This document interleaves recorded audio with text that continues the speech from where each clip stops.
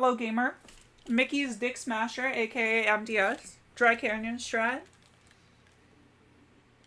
Live it, learn it, love it.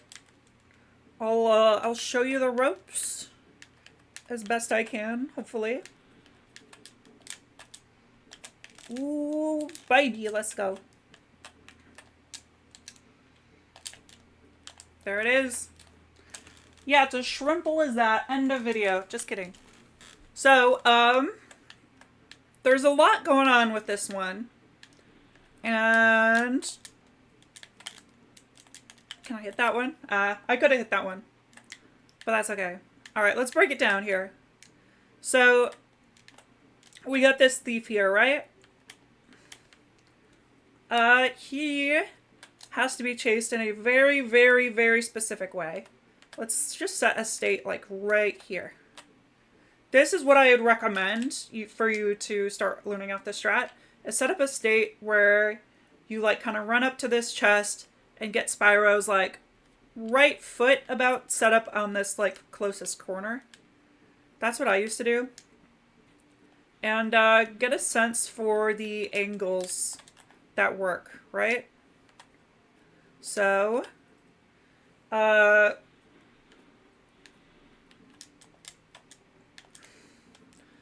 I'd say you have to, like, chase him at a certain angle, like starting from this point. Basically, you need to pick a specific angle. You probably have like two degrees. I don't know. I'm probably exaggerating. Maybe it's more like 5 degrees, like angular degrees either way, to point before the strat doesn't work. And basically, what you're trying to do is get this guy to turn clockwise, not counterclockwise, at that edge, at that, like, corner, around that corner there. And, is this good? It is. As you may have just noticed, I hit that from a very, very different angle than that other one I just hit. And that's because your position has a great deal of difference on what angle works. So getting yourself in a very consistent position every time, if you're the kind of person that likes a consistent setup where you're doing the same thing every time, what you're going to want to do is you're going to want to be in a very precise position and set up like the same angle, right? Something like that, I think, works. But, you know, like, there's a range. It's like, once you get to more of the point of being, like, at this other corner of the box, you know? Then you want to, where normally you would be, like, aiming more at the thief, you're more aiming instead at this, like, box, you know? So, yeah. That's the thief chase, basically. What I like is I'm kind of more about, like, I like having a very flexible strat that can account for, that I can, like, adjust on the fly by instinct. And so what I would do before I started doing my running strat, which I would consider a more advanced technique that I'll get into the end of the video,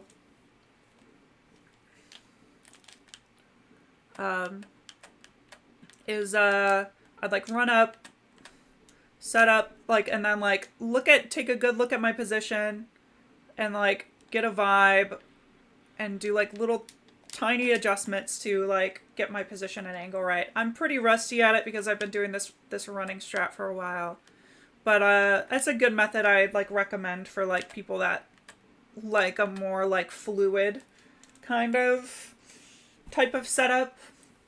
But if you like a more, like, rigid, methodical type of setup, then, like, find some kind of point you like and some kind of angle you like and just try to set it up, like, basically perfectly every time. And understand that the more forward you are, the more right you need to angle. The more forward you are on this box, the more right you need to angle relative to this leaf. You can even be to the like right of this corner and then you aim a bit to the left of this leaf. I think this works. It does. But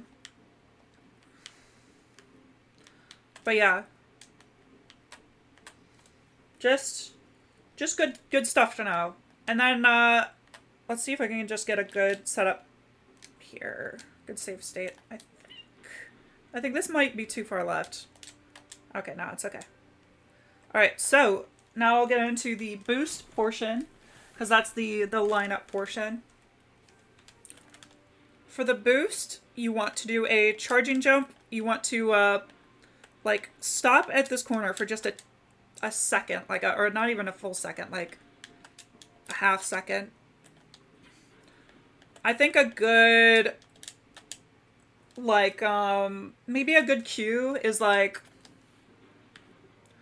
you know how Spyro kind of just takes a little bit to like fully go through this like animation where he like loses all his momentum. You want to get like halfway through that animation, I think. But it's going to depend, kind of. And then also, I prefer angling more into the wall. I feel like it gives me better boost sometimes. But yeah, it's all about doing a charging jump glide after waiting after that corner. So if you've been looking at my input directly over my head, X and square at the same time, and then tap X. And the timing of your X time press does matter a bit, because you don't want to like, if you press X too late, you're going to bonk into him and steal his egg. And that's no fun for everybody, because he loses his egg and you don't get to go up and go to space. But yeah, and then when you get up here, you do the roll. Do the roar. Do it. How do you think? There's a Shrek reference for you. But yeah, the way I used to do my roll here is I'd like set up on this crack. I think this is like a little bit beginner friendly. And then I would actually use D-pad for this. Oh my god, I just crashed my save states. I'm gonna end recording here and then I'm gonna stitch another recording together. Yeah, this, if you set a save state at that roll though, it's, with like console save states, it's gonna crash. Sometimes. Okay, we're back. So the roll, I'm just going to use a save state back there so I don't crash my splits again. But basically, what I would use to do, I think I was saying, was I'd set up on this crack, do a little short hop, and then charge, and at the last second, turn with the D-pad and hit L1 to roll into the wall. Basically, the way this roll works is you want to turn at the last, you want to get as much like forward momentum as you can going into this wall. And so like, if you know, like starting a charge while you are in the air gives you immediately like max momentum, hence like the jump of that like technique.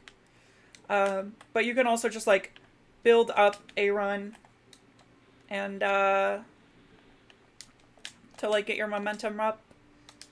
And then basically you want to turn at the very last second here. To cooperate, please. Oh my god. There we go. But yeah, you want to turn at the very last second, so like when you have this momentum going into this wall, Spyro is like rolling kind of towards it. And then that like makes you go all the way up, basically. And so I like these like methods that where you like do a little hop and get like mega momentum. But they can be a little bit more like technically difficult, like a little like the inputs can be like kind of tight, basically. But But yeah, I think Nova does a kind of a method like where she lands somewhere about like here-ish. And then like does a from like neutral, like charges up, turns at the last second, and then rolls up. That works completely fine if you like that method. And then another thing, I think I picked this up from like Neon Green or something. That I like to do now is that method, which is very tricky, but it kind of, if you are familiar with task hops, it's kind of like that with the like jump charge. You want to like jump and charge instantly to like instantly get like a full speed charge. And then and then like right as you land, your positioning here is really important because if you're too close, you're going to land like right like off the edge and then roll off the edge.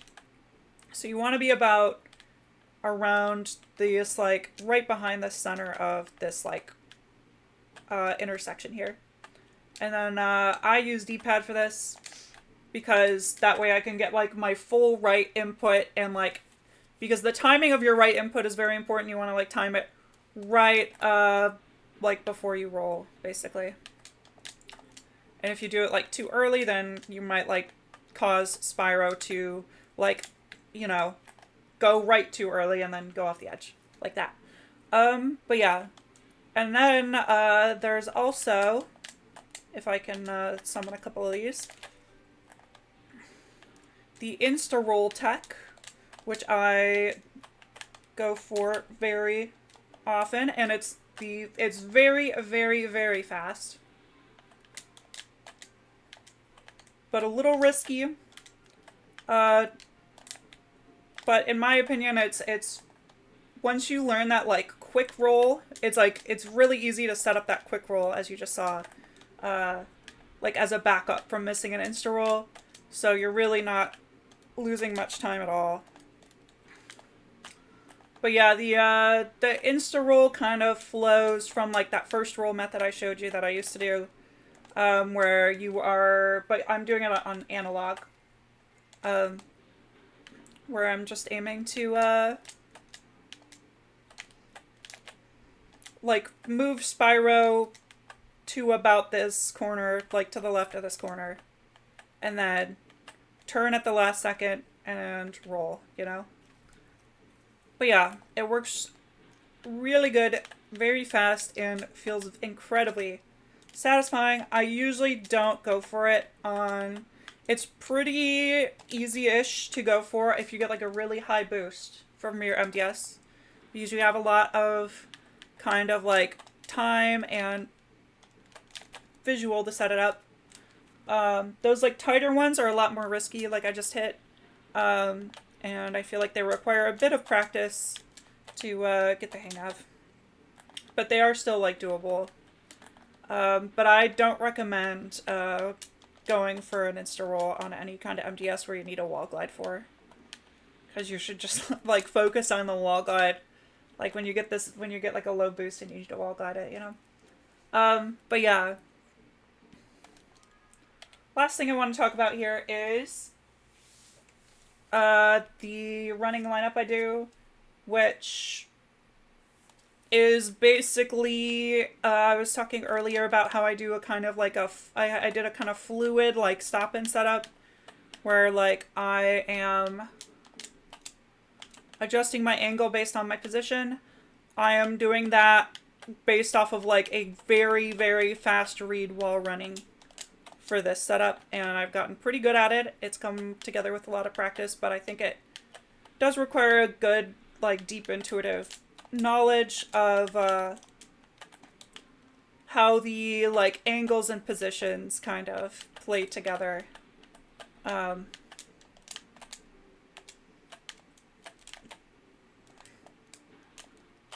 With the thief chase part of the strat. But, yeah, it's, as you just saw there, it can be really, really, really fast. And Can save me quite a bit of time. I'm getting shafted on these boosts though, on this little thing. That's just something that can happen sometimes. It's related to your timing and positioning to be more accurate when you pause here, but like when you stop at the wall and like jump at the thief is like how your boosts happen, but it really can just feel like not your fault.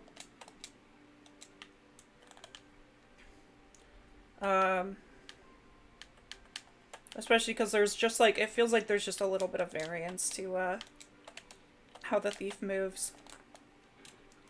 But yeah, what I'm kind of doing here for this running lineup is I'm trying to get parallel to this part, but like a little bit off of it. And then I kind of turn there, like right after I do like a couple light taps of turning. And it kind of reminds me of like how running dog proxy feels to me, where like I line up my running dog proxy by sight, rather than more of like a setup. And it's kind of all about like getting that angle that feels right, and then sometimes I'll do like little micro adjustments here. Like it's right about before you break the like the third box, you can still like adjust. If you like feel like you were too narrow or too wide, you can do like a little micro adjustment to save them. And then I think like it feels like to me like after you break that third box, you're pretty much like locked in if you messed up your lineup. But yeah, good luck. This strat is kind of a bit of a time investment to learn, but it really pays off, and you can set it up. You can like get it in a way where you take a long time to set it up, but you hit it really consistently. And it can be like really valuable as a strat at like a lot of different levels, because you can like choose how fast you want to do it and how consistent you want it to be once you like can learn it well. And yeah, good strat.